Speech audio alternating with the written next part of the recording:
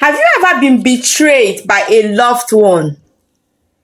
He or she got to a certain level and sees you as not good enough, forgetting all your sacrifices. How did you handle it? How did you heal? How were you able to move on? Did you ask for a payback of all you invested in the relationship? Hi, lovelies! Is another interesting story titled Dozier's Golden Heart.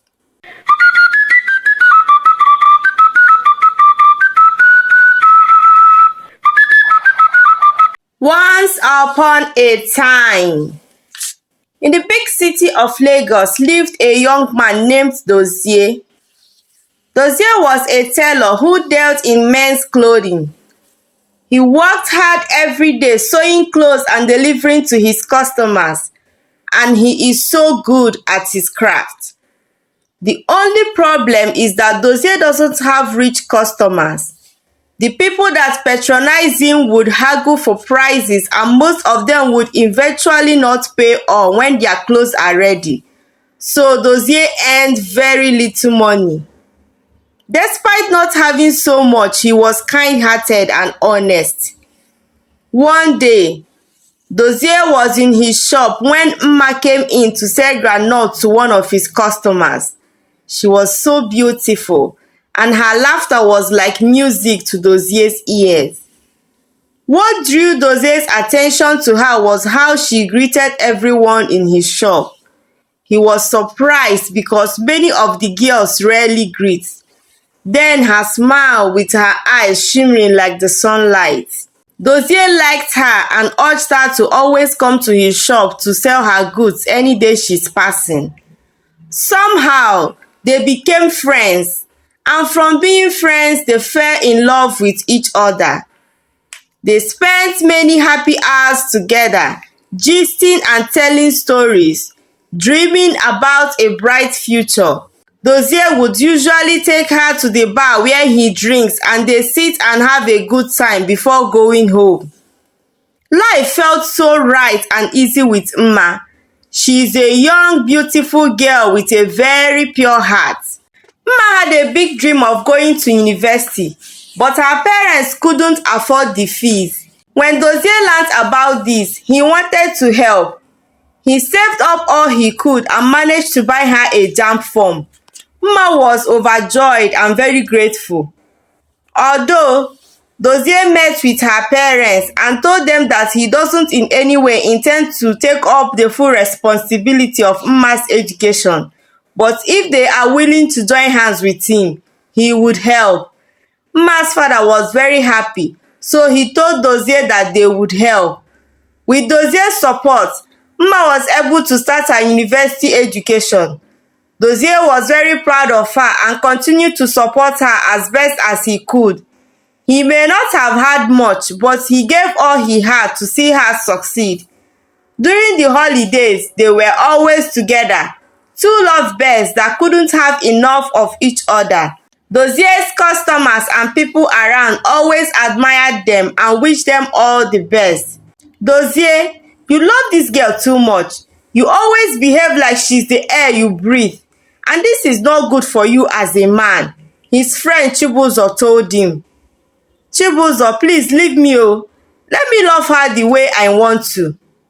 Dozier, I don't want to disturb you, but can you please tell me just one thing this girl have ever done for you since you met her? You pay her school fees, you give her feeding money, yet she comes on holidays and can't even cook a decent meal for you to eat. I smell this your tailoring business more than her. She has a large following on her different social media handles, yet she has never for one day posted what her boyfriend does to pay her school fees so that people can at least patronize you. And you say she loves you? No problem oh. I am your friend. I will always be here to console you whenever she breaks your heart. Dozier ignored all Chibuzo was telling him. I love Mma, and the love I have for her is okay for the both of us. Years passed, and Mma reached her final year at the university. She had become quite popular and had met many new people. Somehow, she started to avoid Dozie. She no longer finds his company fun, not returning his calls or messages. Dozie was hurt, but he hoped it was just a phase. He approached Mma and she said it was the stress of being a final year student, coupled with her exams. But she promised Dozie to make it up to him after her exams. Mma visited Dozie and asked for some money. It was her graduation and she had wanted to throw a party to celebrate her success. Dozie didn't have money at the time, so he gave her the money he had been saving for an upgrade course. Chibuzo was so mad at him for doing such a terrible mistake. He gave her all the money just to make her happy. He wanted that day to be perfect for her. Chibuzo told him that Mma is wicked. So because of a party that her parents cannot even afford, she had the mind to collect all your savings from you, despite the fact that she knows what you have been saving that money for. At the party, everyone was happy, eating and drinking. They congratulated Mma for being the best graduating student in her class. Dozie was not so comfortable as he kept on wondering how Mma was able to throw such a big party.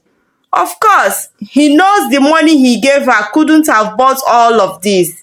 When it was time to cut the cake, Mma introduced Nduka, a wealthy young man whom she met a few months back as her boyfriend, and the one who sponsored the party.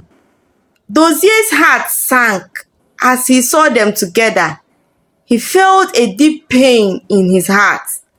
He was shocked. The words of his friend Chibuzo rang in his head. He was heartbroken. As they were about to proceed with the cutting of the cake, Dozie approached Mma and with tears in his eyes asked her, "Mma, where did I go wrong? Did I offend you in any way?" Mma looked at him with a cold expression and said, "Dozie, I know you have done so much for me, but as it is now, we are worlds apart. You are way below my standard, and I can't even continue dating you, let to marry you. I need a man who is wealthy, very comfortable, and can provide all my needs. Ananduka here is the man for me, the man of my dreams," she said as she turned and kissed Nduka. "You are a common tailor and I can't be with you. Once again, thank you so much for all you did for me, and I am willing to pay you back everything once I get a job, or my sweetheart here will pay you back." "No, no, Mma, I don't need your money. All I need is you. The Mma that comes to my shop with a smile on her face. Mma, what about the love, the happiness we shared? Does it mean that all of that meant nothing to you?" Dozie said as hot tears ran down his face. Dozie was crushed. He had given everything he could for Mma, only to be told he was not good enough. With a heavy heart, he left the party. For days, Dozie kept crying. He was pained. He never regretted starving himself just to pay Mma's fees in school. His greatest pain was why Mma could have the heart to collect his life savings to plan a party, then humiliate him the way she did. Why didn't she collect the money from her rich boyfriend? Why did she invite me? He cried.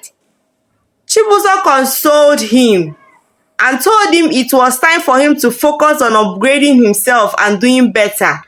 At least, thank God Mma is out of the way. "Dozie, I will give you the money for the upgrade course.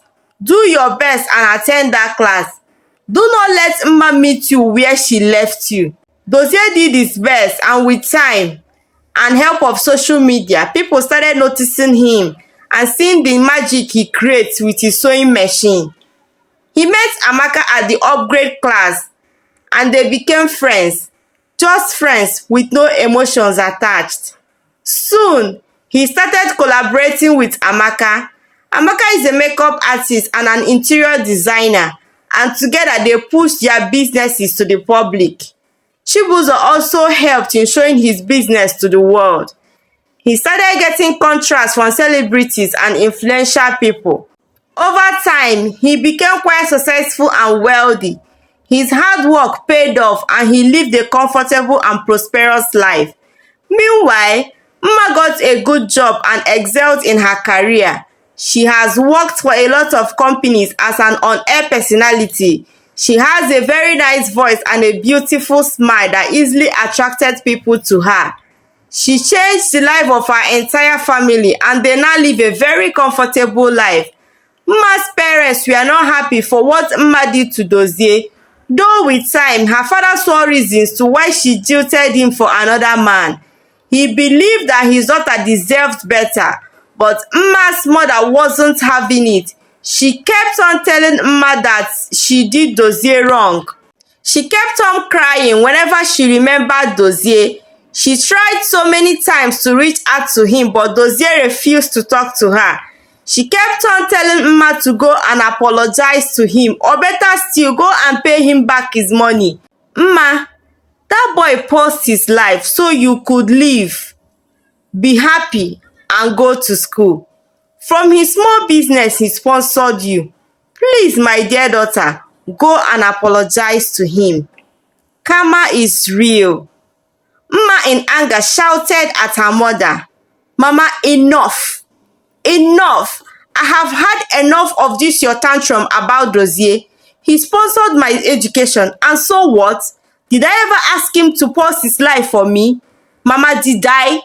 Mama, please give me some breathing space. Karma is real. Karma is real. Which karma exactly? Am I the first lady to disappoint a man, or are you now the one indirectly causing me? No, no, my daughter. I am only telling you to do what is right. Her mother answered her. Mma's rich boyfriend, who had been so eager to show off Mma, continued with their relationship, though he felt disgusted after he heard about Dozie. But when he couldn't continue with her, he left her and moved on. He told Mma that if she could treat a generous man who gave his all for her to be happy the way she did, then she is evil and shouldn't be trusted. Mma cried for some time and moved on. She knows how beautiful she is and knows it wouldn't take her a long time to catch another big fish. Dozie, now a successful man, occasionally thought of Mma, but he knew he had moved on and built a better life for himself. And as he looked back, he was grateful for the lessons he had learned and the strength he had gained. He was also happy that Mma left and made way for Amaka to be a part of his life. In Amaka, he saw everything Mma wasn't. He saw a very loving and a caring woman who took his happiness as hers. He never stopped being a kind partner to Amaka because of what Mma did to him. He loved Amaka well and treated her with so much kindness. It was the state's fashion week, and by God's grace, Dozie was the designer contracted to make clothes for the celebrities. He was already a big fish in the fashion industry. Mma saw him and felt a big remorse. She usually spent time looking at his works and his pictures in every magazine that featured him. Sometimes she does it with tears in her eyes. She never knew Dozie could be this big. She walked up to him and they exchanged pleasantries. Dozie greeted her warmly, and as they were talking, Amaka approached and kissed Dozie. Dozie introduced her as his wife. Mma was surprised. Dozie, you are married? Yes, I have paid her bride price. Wedding is coming up in 2 months' time. Don't worry, I will send you the invite. Who is she? Amaka asked. My dear, never mind, she is not important, Dozie said. Mma froze. Amaka left them and went to continue with her work. Dozie, did you just call me unimportant? Yes, ma. Aren't you? Dozie, I know I hurt you badly. I am very sorry. I know you loved me and still love me. I can see the love in your eyes. Please forgive me. Ma, are you okay? It took you almost 5 years to apologize for your wrongdoing, and you are still talking about love. But then I have one question for you. Did you ever love me? Or was I just a ticket for your meals and education? Mma couldn't answer that question because she knows that she never loved him then, but love him now because he has money. Mma, thank you for leaving me and giving Amaka a chance to love me. Have a good life and have a good day. Mma went home and cried. The truth is that it's been 2 years since Nduka left her and she have not had any stable relationship. All the men that came her way are playboys who only toyed with her emotions and leave. She kept on thinking that karma had come to take its full course on her. And so, Mma lived, knowing that true worth is not measured by wealth, but by the kindness and sincerity one holds in their hearts. Moral lesson 1. The story of Dozie and Mma teaches us that true worth and value are not determined by wealth or social status, but by kindness, sincerity, and the genuine support we give to others. 2. People who seek materialistic gains over true love and character often find themselves alone and regretful. 3. True love and genuine support should be cherished.